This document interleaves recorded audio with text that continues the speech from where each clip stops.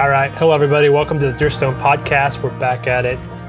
Brand new episode today. I've got Bob from Troutfly's YouTube channel. He's a prolific fly tyer. He's fishing out of Utah, formerly from California, formerly a warm species conventional fisher, all the things. How are you doing, Bob? I'm good. Happy to be here. Awesome. Tell me, it's kind of funny because I connected with you through YouTube, I don't know, it's a year and a half ago now. I don't know, it's been a while, at least a year. And you're based out of Utah now, but you're giving me all this advice on how to fish stuff here in my home in California.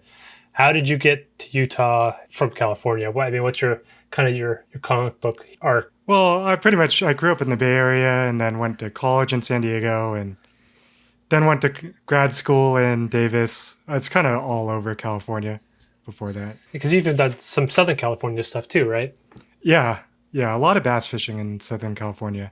That's kind of before I started really getting really deep into fly fishing. But I moved out here to Utah, just, some family stuff needed help. So I came out here to help my family with taking care of some family members, yeah. Totally. So did you always grow up with fishing, or how did that all start? Yes. So everyone has their fishing origin story. So mine is I was either 4 or 5 years old, somewhere in there, and my family was on a vacation up in Tahoe, and we went to one of those trout ponds, not like the, big ponds that are stocked with trout, but like they're swimming pools, that have trout going up and down the... Like a stream that they dam up to make into like a pool? Nope. Just like, literally like a swimming pool full of trout, right? Okay, I didn't know there was such a thing. And it's one of those things where, you get your little cane pole or whatever you have, right? Mm-hmm. And they stick a little bit of trout pellets on it. And then any fish you catch, you have to pay for. Huh. Right? So I went there and I was with my mom and dad and I dropped the little bait into the pond and I catch like a 6-pound trout out of there. And my dad is like upset because now we have to pay by the pound for this 6-pound trout when there's a bunch of little, smaller, nice pan-sized fish swimming around. But catching that big fish as my first fish was like, got me, hooked, to use a fishing pun. So after that, I just, feeling that big fish fight and landing that, big trout, I just needed more and I just dove into fishing. I wanted to fish all the time. So you just kind of picked it up on your own because your family wasn't into fishing, or? Well, actually, both my mom and dad grew up fishing a little bit. My mom did a little bit more than my dad. Okay. But, they just saw how much I wanted to do it, really. And, as parents do, they try their best to get their kids, excited about whatever they're excited about. Sure. Foster those interests and keep them going, watch them grow. Yeah. I wonder if they regret it now. But why would they do that? It doesn't affect them, I would assume. I guess. But, probably a lot of early mornings on weekends, driving to lakes that could have been doing. Do you have a lot of siblings? Or I've got one sister. She's living in Seattle right now. She is not an outdoors person. Oh, really? I was just curious if it was a situation where if you had a big family, everyone wants to go their own way each weekend. So taking you where you wanted to go early morning fishing versus soccer practice or whatever you guys are into. She's not really into the fishing thing.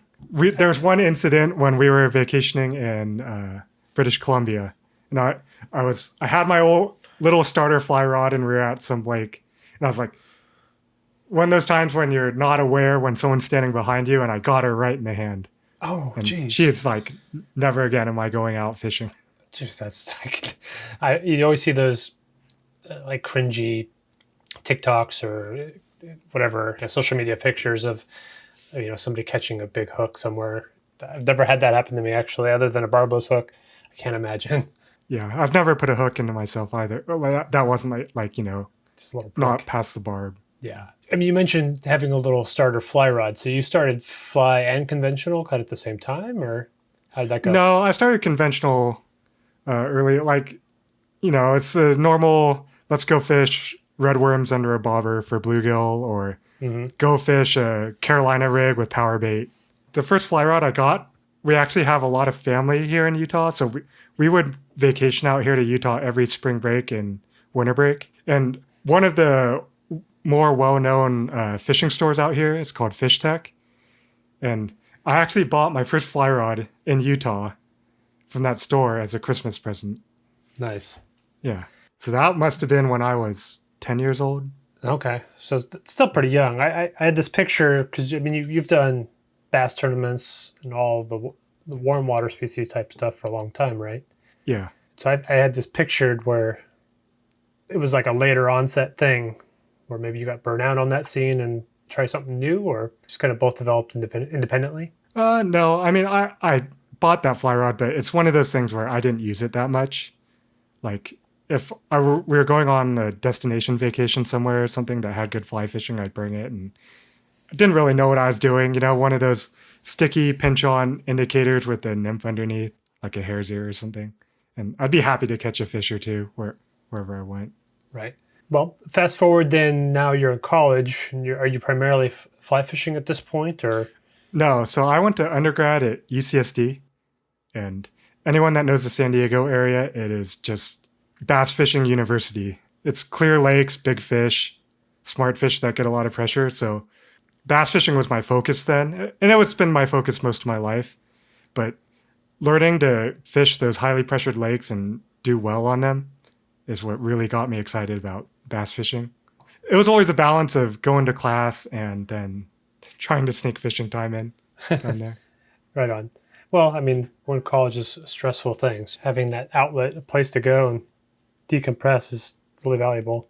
Well, I keep kind of prodding you. Where did the switch happen then? Because I mean, you haven't picked up a conventional rod in a long time now. So when did the switch happen to fly? So I was living in LA. I didn't really like the job I was in after undergrad, and my family has a cabin up in Truckee. I kind of quit my job, decided to go to law school, but in between, I went and moved and stayed up in my cabin in Truckee. And, you know, the Tahoe area is just fly fishing heaven. The Truckee River is amazing. And it's a great place to really learn how to fly fish well because you got to, you know, get perfect drifts and do everything right to catch fish on the Truckee. So I just brought my little starter fly rod out and started fishing the Truckee and, you know, figured things out over time. Really fell in love with it. So Was it a point at where you were just kind of looking for new challenges, or like you felt like you had the bass thing dialed, so you wanted a new challenge, or? no, I mean, if I were around Great Bass Water now, I'd still be doing that. But Okay. I mean, it's more just like that's what the fishing was up there, you know? Interesting. I mean, that part of the country though is so inspiring anyway. I mean, the mountains and the Sierra are just beautiful mountains, and I can see why that would draw you. And to me, it's done the same or similar. Not, I mean, my mountains are not quite as epic with all that granite and everything, but it definitely inspires you to be up there and in it. So did the fly tying, did that start as kind of a necessity? Like you were flying and you wanted to match the hatch, or what got you into tying? It was definitely a necessity, but it wasn't anything like that. I was out on Big Cottonwood Creek here in Utah about like 4 years ago, and I dropped my fly box with all the flies that I owned Oh no. in it and never found it. So it came to the point, do I replace the 200 flies I had in that fly box 200? or buy a Bison materials? Yeah. Oh my gosh. So I went the route of buying the Bison materials thinking, hey, maybe I'll save some money in the long run. In case anybody's wondering who hasn't started tying yet, starting to tie is usually not a cost savings decision, at least at first. I don't know. How many flies did you estimate? I remember we were talking about this a long time ago, that you had to tie to maybe even break even. It'd have to be several thousand. Yeah. And that's if you're content with the type of flies you're tying. There's always more materials and Right. New patterns, new techniques. Yep. It's a deep, dark rabbit hole. that's fantastic. For sure. 100%. All right. Well, let's move fast forward again. Now you're in Utah. You moved there with family. Put down some roots there. How does the fishing in Utah compared to, say, California or the Truckee?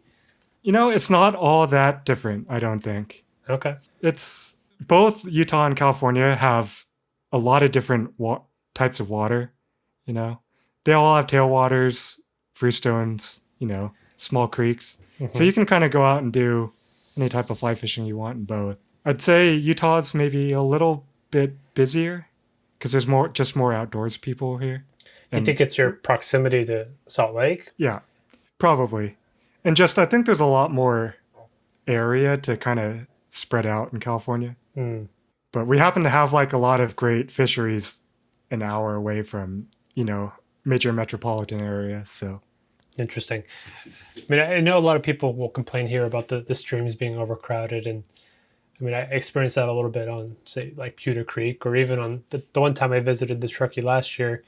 I wouldn't say I was like elbow to elbow combat fishing, but I definitely bumped into other anglers, which, you travel further north an hour or two, and it's you and the river. Are those same opportunities available for you if you just travel outside of the area a little bit? yeah, I think a lot of people talking about rivers being super busy is a little overinflated.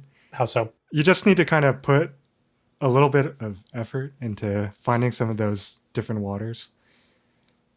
I think there's an expectation if you go to a famous river, you're probably going to be, leapfrogging holes with everybody else. But if you kind of branch out and find some new water, you can get away from people if you put a little bit of effort into it. I feel like California's like that too. Yeah, 100%. I mean, for the longest time, the rivers I was fishing, at least when I started, I never saw people. So I'd hear all these reports about how busy it was, and I was just trying to, like, maybe I have some kind of privilege where I'm fishing places where there just aren't that many people. And I'm sure it's my proximity to a city. I'm not near one, and even though these rivers are pretty famous, they're a good 4 hours away from a big city. So that's a big trip for most people to go 4 hours one way. At what point did you decide to start a YouTube channel? Pretty much my wife and I were driving home just from somewhere, and it was right at the beginning of the pandemic. And we were trying to figure out, or we were just talking about stuff, and I brought up like, I've always wanted a GoPro and just to record, fishing stuff. I never like wanted to make films or anything or put out videos for other people, but I thought it'd be cool to have a GoPro just to kind of memorialize fishing trips and grab some cool footage. She's like, let's do it. Let's buy a GoPro. That's like a sign from the heavens. Yeah. Because I think we're just like, it's the beginning of the pandemic. Kind of don't know what you're going to do. So you're looking for something else just to kind of get through what's happening. Was that affecting you guys a lot personally? Is like either jobs, or I'm not sure how much Utah shut down. I would assume it was more conservative than many, but everywhere it was pretty tight for a while. Yeah, I mean, it was pretty shut down everywhere. I don't know. I think it just was a conversation about, hey, should we buy a GoPro? And I was like, yeah, let's do it. And she was like, okay, let's do it. Got the okay from the wife, and, a week later from Amazon, GoPro shows up. Took it out on the Weaver and filmed my first video there. And it's like, guess we'll make a YouTube video out of it. It was that kind of unscripted. You didn't have this big master plan and all these steps in mind. You just kind of this might be fun. And then one thing led to another. Yeah, not at all. Like I didn't have a plan of building a business out of it, but the video started to get a few more views, a few more subscribers. And I was like, maybe we can make something out of this. Was it kind of an instant thing, or is it just kind of slowly built over time? How did you have one video that kind of hit early and that kind of sparked a fire under you? No, I mean, it's kind of something I always wanted to do, film some fishing content. Maybe people would like it, maybe they won't. I asked that question because I've got a few buddies that have cameras. They're like, oh, I should start making videos. And I think for a lot of people, and even me in the beginning when I started making videos myself, the camera was definitely frustrating. Like, you can't freely move up and down the river. Even if you just use a GoPro, you're swapping batteries, or your mind isn't fully into the fishing. So it takes you out of the fishing. And for me, I mean, I was learning to fish at the same time as learning to make fishing videos. So in some ways, I almost feel like I stunted my fishing progress because I was, fighting cameras at the same time. But I think it's interesting that it was so serendipitous for you that you were just kind of like, oh, this sounds fun. And it just kind of happened. And here we are. Yeah. I think, brilliance of a GoPro is that you can just kind of strap it on yourself and hit record. And it records a video for you in decent quality. When I was just doing GoPro videos, I felt like it wasn't too bad of a, distraction or got in the way of fishing. Once I added the second camera, that's when it really started, impacting your efficiency on the water, I guess. Yeah, 100%. You can't just wade down a river I took my camera. I don't know if you've ever fished Hat Creek or know what Hat Creek looks like, but it's basically like a spring creek. It's pretty flat bottomed and maybe thigh deep all the way across, and you just kind of stand in the middle, wade down the middle of the creek, and you fish back to the bank. I wasn't able to like deal with my camera because I didn't really feel comfortable leaving it in the middle of the river. Just a little too swift, you know what I mean? And Yeah. it's I should have just left it in the car and fished and had fun instead of getting mad and frustrated and eventually throwing the video away. But do you enjoy the video process? It's something I've grown into, I think. Yeah. Actually, you've been a pretty big inspiration for me on that front because you make such beautiful videos that I think it's nice to capture fishing, like the beauty of fishing in that way. Yeah, I agree. It's something I've tried to lean in more and more as I gone on. I mean, I know people like to see how you're fishing and try to glean some things from it, especially beginners. I think just showcasing the experience is a big part of it for people too. I know one of the things I've enjoyed doing through my life is introducing people to fishing and teaching a lot about fishing. So I felt like the YouTube channel was a good way to kind of grow the sport. Yeah. Well, does it feel weird to you to have fans and followers or to be a quote unquote influencer? Because I mean, in many ways you are with the flies. I mean, as a recent fly shop owner, I guess you'd call it, selling my own ties, it's kind of weird knowing that I can make a video, catch a bunch of fish on a fly, and then the next week I'm selling that fly to people because they want to go catch it themselves on that fly. I mean, you really are kind of influencing people to go fish a certain way. Do you think about that much? Yeah, because it's kind of contrary to like what I would consider my normal self. I'm kind of, more on the introvert side and I don't really love attention, but it's been kind of cool being able to create patterns and explore that creativity. And it's really cool when a new fly that you came up with works. Let's talk about that. I mean, my shop and your shop are very different. I'm basically tying patterns that I like. They're nothing I invented. I'm just making them available because they're not really available locally. But all your flies, they're unique. They're your own twist on something classic or maybe something completely your creation. But I think that's something special about your store. What does that creative process like for you?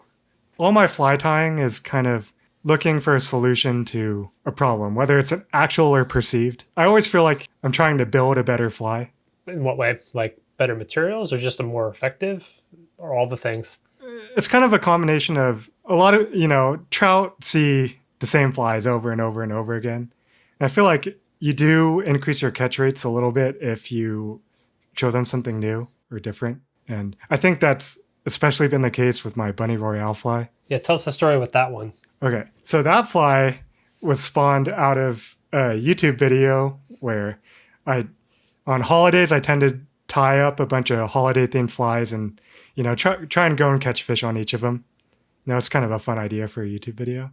And so I did one in Easter and I was using, pastel colors for Easter flies. And I just tied up a hare's ear variant, like a CDC hare's ear variant with Easter bunny materials was kind of the joke on that fly. Right. And I used like pastel colored beads. I used, a chartreuse tungsten bead and really bright green colors. And it's just one of the patterns I randomly tied up for this video. And I started fishing it and fish just absolutely hammered it. Like I couldn't believe it. Yep. Right. And it's just one of those moments where like, oh, I might be onto something here. Right. So you go and you tie up a few more because I only tied up one, obviously, and go back and fish just keep eating it. It's kind of just turned into one of those things. Like I was out on the Middle Provo a couple weeks ago and people come up and say hi now because they recognize you from the channel. And they were super excited to show me the Bunny Royale they had tied on to their fly rod. Like one that they had tied themselves? Yeah. There was one guy that actually, instead of using bunny fur for the tail, used white dog hair from his own dog to tie it. Awesome. Yeah. He was pretty pumped to show me that. And it's funny because he caught a fish immediately after that. So dog hair. Right on. Good Bunny Royale variant. That's funny. So but that was kind of a happy accident, right? I mean, you didn't think, oh, well, the fish are into, red and green and whatever all the random colors are in that fly. I mean, are you usually more strategic then when you're trying to, perfect the fly, as you say? Yeah, I guess that that one was like a special case, happy accident. Usually fly tying, there's not always super original flies that come out. I can think of maybe a game changer is a fly that's just super unique that's come out that hasn't been like slightly rehashed version of something else. Yeah. But I do like to experiment with different materials and see if I can find, those incremental upgrades in old patterns. And I think it can make a difference. You're in kind of a unique situation because you're kind of at the center of the fly fish food world where, Lance Egan's right there. So is Devin Olson is not far either. And their flies they've got a few patterns that are like crazy popular, Rainbow Warrior, Thread Frenchie, Blowtorch, Red Dart. You could go down their list. And I'm sure those fish have seen those flies a million times. And you mentioned, coming up with something they maybe haven't seen. Do you think that's important, in that kind of scene where they're pretty influential tyers? Even out here, everyone knows those patterns. It might make a difference on a place that's just hammered, like the Middle Provo or Lower Provo. I don't think it would matter for a small creek or anything. But, it's, I guess, maybe it's a controversial opinion, but I do think that throwing something a little different does matter. Putting hare's mask collar on a zebra midge might be that little thing that makes a difference. I don't think that's controversial at all. I don't know, just the small tweaks. I just today posted a video on my variation of a Pat's Herbal Legs, which there's nothing special about a Pat's, but I do an extended body on the back, so it's a little longer than the hook, and maybe a little more action in it that the fish might be keyed into. You never know. It's just I feel like those little tweaks, if anything, it gives the angler more confidence, that they might have an edge over them. And when you have that confidence, you might fish it better. It's all plays together, I think. Yeah, I think that's absolutely the case. One, I have more confidence in some of the flies I tie, just because I do believe in that little bit of tweaking can kind of make a difference. But I think for a lot of my viewers and people that buy flies from me, one thing I do is I showcase a lot of me fishing with those flies, and it gives people that buy some of my flies a little bit more confidence to go out to these waters and be successful because they've seen success with these flies. Yeah, I think that's worth a lot. I harken back to, when I first picked up a fly rod about 3 years ago.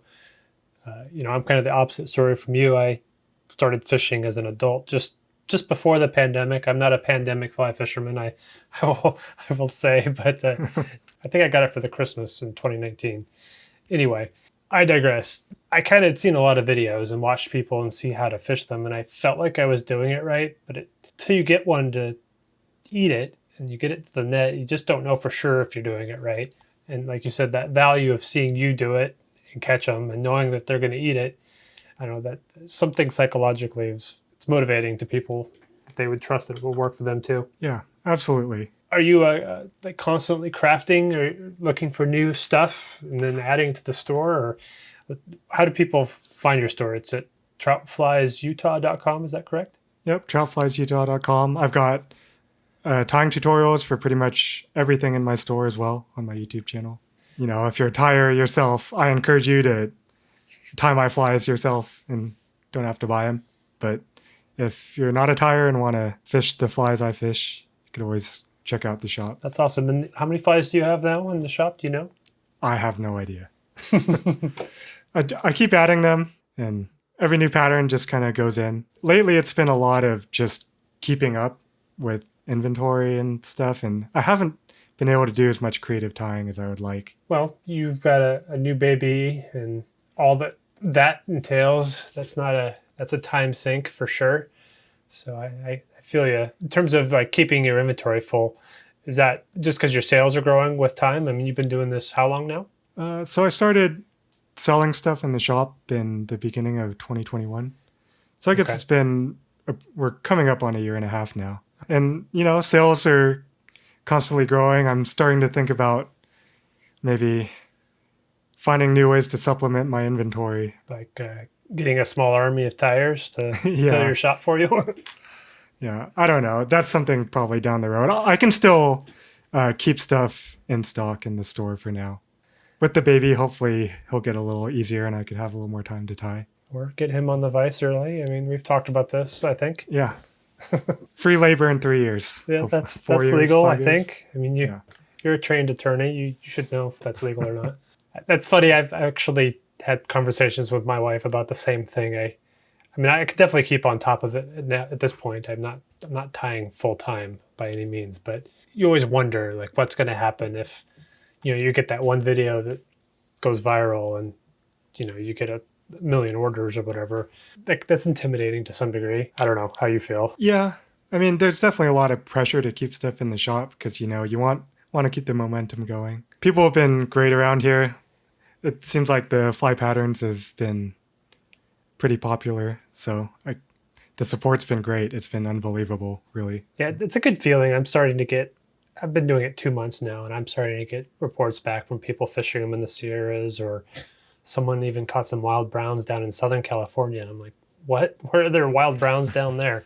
So that's always a good feeling to know people are finding success on your own flies. Yep. I love those emails and messages that people look at this fish I caught on, the cornfed midge or the bunny royale or the jig sculpzilla. Yeah. It's always pretty rewarding to get that feedback and see that people are doing well on your stuff. 100%. Well, if somebody's wanting to start tying, do you have any advice on like how to get started? Because it's kind of intimidating. The most common advice, and I think it's pretty right, is just the patterns you want to tie, just start getting the materials that you need to tie those few patterns. You'll eventually branch out and start building your, supply of materials, but just pick a few patterns that you have confidence in and that you feel like you could start to get all the mechanics of fly tying learned on those patterns. Just go do it. Whatever that pattern, like if you already have a confidence pattern, whatever it may be, just get the materials for that and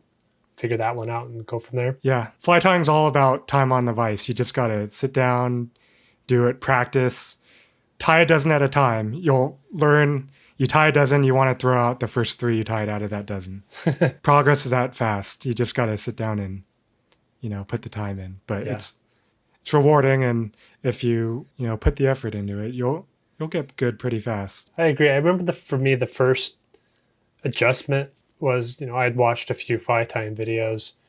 And then when I got everything in front of me and I'm like, okay, a size 12 hook, which is a big hook to me now, it's so small. Everything's so tiny because, you're used to seeing it blown up on a macro lens. The mechanics of just doing wraps on a small, tiny hook is all those motor skills take time to develop. But like you said, it does develop quickly. Best advice I could give for a new fly tyer is make every wrap you do with your thread have a purpose. What do you mean by that? Don't do a lot of filler wraps in between stuff. That's how you start losing space around the eye of the hook, or your fly starts to get bulky and not stay that nice slim insecty profile. So you mean like if you're trying to hold some material in when 2 or 3 wraps would do it, someone might add 4 or 5. Exactly. Yeah. Or, you start traveling and then traveling back, or just making wraps to make wraps, happens to the best of us. For sure. I just introduced a new pattern called the Virginia Midge, and it's basically a tapered thread body. And it takes a lot of wraps to build up all that taper.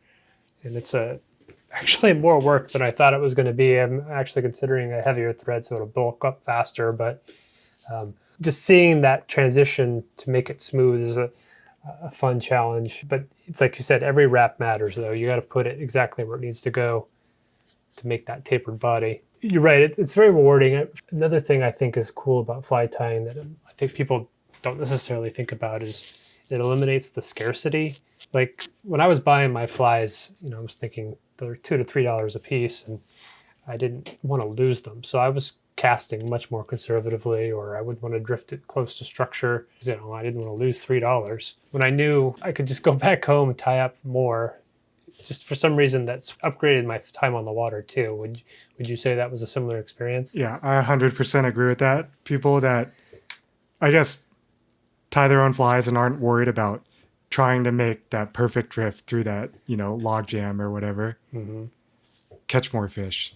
They really do when you're putting the flies in harm's way, but that's where the fish hang out, right? Definitely, it's nice to know that you can, empty your fly box, so to speak, trying to, catch as many fish as you can in those tough places and then go back and replenish and repeat the process. keep the material stores in business. I think the pyramid scheme, if you will, is that they make every material in 600 colors. So you got to have all the colors so you can make all the things. That's the problem. Like a bag of dubbing is going to make 200-300 flies, but you got to have all the colors of dubbing, or all the crystal flash or whatever. And you have to have it on hand. So when you get that idea, you don't need to wait a Right. couple of days for it to arrive in the mail. 100%. Another cool way to learn to tie flies is in your Discord community. Can you tell us about that? Yeah, so I started my Discord just because, it was during the pandemic. And one of the things I actually really enjoy and missed during the pandemic was going into a fly shop, your local fly shop, and just shooting the breeze, chatting up, all the other like-minded people. I thought the Discord would be a great way to get that shop talk during the pandemic. So whatever reach I have with my YouTube channel, I thought it'd be cool to just meet a lot of Utah fly fishermen, fly tyers, and just have a place to talk about fly fishing, fly tying, life, as you do in a fly shop when you walk in. Well, I can certainly say it's been very valuable to have, both your expertise and all the other people that have joined up in your local community. There's some pretty talented tyers in your Discord. It's impressive just to see people post pictures of their work. It's always fun to see new patterns, or I don't know, just am I tying this material in right, or whatever, or is there too much bulk, or is the profile right? Just as a million little kinds of questions you might have. It's valuable to have all you guys as a resource to bounce ideas off of. Yeah, that's been absolutely great in our Discord. We have a lot of elite level tyers in there. They give a lot of inspiration on stuff to tie. It's great seeing what everyone's, tying up for themselves. It's pretty cool. I encourage everyone to join in. What's the best way for people to find your Discord? Most videos have a Discord link in the description, so you could just join off that. Yeah, definitely recommend you guys go check that out and subscribe to his channel. It's just Trout Flies, period, right, for your YouTube channel? Yep. Perfect. Looking towards the future, do you have any big plans, or what are your goals at this point? Is it just kind of like how it started? You just kind of riding the wave and seeing where it goes? One thing I do want to work on, which is probably getting closer more your area, is becoming a better filmer. I think my channel is always going to be mostly a fishing vlog, but I'd like to, add the cool B-roll, the drone shots and all that stuff. I think I want to up my production quality a little bit. Yeah. So that's something I'm super interested in right now, just trying to figure out all that stuff. Right on. Sometimes it's hard on the water. I'm one of those guys that once I get on the water, I need to go, right? Like drinking water and eating sometimes gets in the way of fishing, and right. I'm not good about, just taking a step back and doing some stuff that's not fishing while I'm out on the water. So I'm trying to change my ways a little bit. You're preaching to the choir here. It's funny to me, like the creative side of the video for me kind of is in proportion to how well the fishing is going. So if I'm struggling to catch fish, the video is crappier.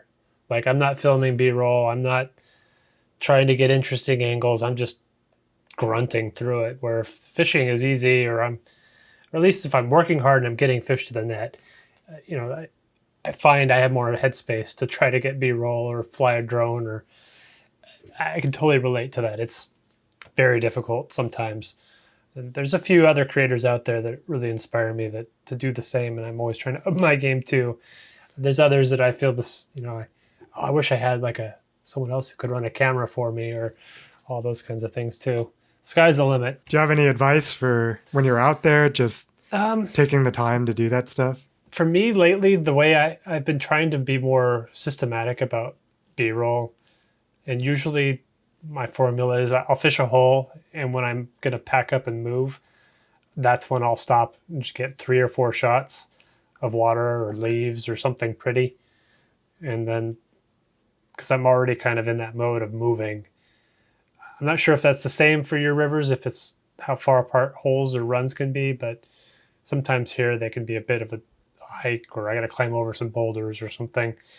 But if anything, it's just like a mental routine where I can stop and film. But even then, I'm not perfect. I'm still working on it. For the drone stuff, I usually do that at the beginning when I'm at the car. I used to carry the drone with me, but I don't anymore just because it's heavy and bulky. But I don't know, just try to find a routine. I think that's my best advice would be just to look for ways to incorporate it in. Because you're right, once you get your head into fishing, it's hard to constantly switch gears. Do you feel like you have the shots and visuals in mind and where it's going to fit into the video as you're doing it? Or do you just kind of shoot what you can and then add it in if it fits? Some of both. It's some of both. I think I usually let the river dictate it. Like if the sun's setting behind some trees and I look up and I see the lights going through the trees pretty, I'll stop and try to get it. Or if it's a pretty waterfall or rock bowl garden or something, I'll try to get it. But where it goes in the video, I don't have a plan. No. I usually try to use B-roll as a way to segment different times of parts of the video. So if something happens, like I catch a fish and now I'm moving on, and maybe this is the second half of the video, I might use B-roll. It just depends on how much I get. You really can't have enough B-roll. I probably never shoot enough. So maybe that would be my advice, is shoot more than you think you need. Because a lot of times you'll screw it up too. It doesn't always turn out like you think. Makes sense. It feels like anytime I shoot it, I end up using it because I shoot so little. Yeah, same. I recently talked to a creator named Flicky Flies. I don't know if you're familiar with his channel. He fishes tenkara primarily. He mentions that he takes like an hour to shoot B-roll, and then when it's done, then he fishes. Or at some point, he puts an hour of B-roll shooting in to his day, and that takes a lot of discipline. But he gets a lot of B-roll. He probably has 20 shots of B-roll in every video, and they're pretty simple. Like they're locked down on a tripod, close-up shots of water or leaves or even wildlife if he can get it. I don't know, just look for things that are interesting and pretty. Yeah, something to work on. Always something to work on, get better. That's for sure. I mean, and then like on the editing side, there's a million tricks and special effects you can do. I don't know, I try to keep my edits simple. Like no fancy transitions, just hard cuts. Like I think when you're learning to edit, a lot of people will use fancy transitions like a rolling or a slide or I don't know, all kinds of a heart, whatever. And it just gets a little cheesy. It's like you don't want to notice the transitions. So that would be my advice to other beginning video editors. To not overdo it, just simple cuts is the best way to go. Editing's still an adventure for me. Yeah, like just in terms of how much time it takes, or? No, just like trying to up the production value just a little bit more. I don't know. I'm still trying to get away from, GoPro clip Yeah. type of video. Yeah, I struggle with that. Like I know people want to see, especially if I'm fishing an indicator, they want to see the fishing. Like they want to see what I'm doing or how I'm mending or if I'm stripping line or line management, etc. And the GoPro is the best for that, but the big camera shots are prettier. It's always a balance. Don't be afraid to try things though. Yeah, I've been trying to up my editing game. I would say it's just like time on the vise. The more you do it, the easier it gets. I remember learning to edit many years ago now and just thinking every part of it was a struggle. And now it's just all muscle memory. I could probably edit a whole video in a day if I sat down and did it. Before, it would probably take me 2 weeks. In the past, we've talked about collaborating. We need to meet up sometime. I know I want to definitely come out and fish your water sometime, and you still need to show me how to fish the Truckee. Because the one time I fished the Truckee, it was a struggle fest. I did not have a good time, let's be honest. But I mean, it was beautiful. I had a good time, but the fishing sucked. Yeah, I haven't been back to the Truckee since I moved out to Utah, and it's been calling my name to get back. I miss it so much. Well, has your fishing improved though? I mean, oh yeah, I'm a much better fisherman than when I left the Truckee. That's kind of why I want to go back and just see how much better I can be. That'd be cool. But it'd be great to go fish, all your waters, Upper Sac, and all the stuff around true Northern California. You picking up on that? Well, we joke around up here that the Sacramento area and down is all Southern California. So the Bay's still NorCal. Yep, exactly. I'm super thankful we connected on YouTube. I don't really remember who found who. I think we both just kind of organically found each other because our channels are about the same size. Yours is a little, well, mine's technically older, but you seriously started posting more regularly. And we've been duking it out with the subs ever since. It's been fun to learning it all with you together. Yeah, I feel like our channels are kind of kindred spirits in that way. The growth has been pretty like similar, and feel like we are just growing at the same rate, putting out interesting content. Yeah, 100%. We're kind of still like the underdogs at this point. I think they're competing with some of the bigger dogs and chasing them down. Yeah, we're scrappy. Yeah, exactly. I like that word. Well, like I said, I'm super glad we connected. It's been valuable. You've basically taught me how to tie flies, and I don't know. I've been helping you with the creative side of things, and you helping with the fishing side. It's been a fun adventure. So everybody, please check out his YouTube channel. Subscribe if you're not. Check out his flies. They're really good. I've fished a lot of them. Just recently threw your hopper on my camping trip and caught some fish on that. So, I mean, that was fun. I think that's the first time I've ever caught a fish on a hopper. All your patterns are super solid. And as you mentioned, if you get into his video library, I mean, he's catching fish on all of these things. And I mean, I remember when I first connected, I'll just tell you another little story. I remember, I don't know if the Provo just has a reputation for being difficult, but you were telling me that it's just like fish in a barrel. And I was just wondering at the time, like, is it just your flies, or are you just a badass fisherman, or what is it? And I think, I mean, it's a combination of everything, or maybe that unique twist on the flies that we were talking about earlier. But do you remember mentioning that? You know, you fish it a lot, and you learn the river. I know every hole on that river, so. Is that one of those places that every hole has a name? Not necessarily a name, but, you know, you go out and take a photo, shoot a clip on that hole. Everyone knows where you're fishing. Too hot to burn it? Is that what you're saying? Yeah, sure. Well, awesome. Well, thanks again, Bob, and catch you guys later. Yep, thanks. This is the Driftstone Podcast. Visit driftstone.co to find fly tying tutorials with the recipes. Many of the materials used in the patterns are available in the shop, and flies are hand tied by me. Your support literally enables me to keep producing new shows here and on YouTube, so please subscribe to catch what's next. Thanks for listening, and I'll see you guys on the water. And until next time, Godspeed.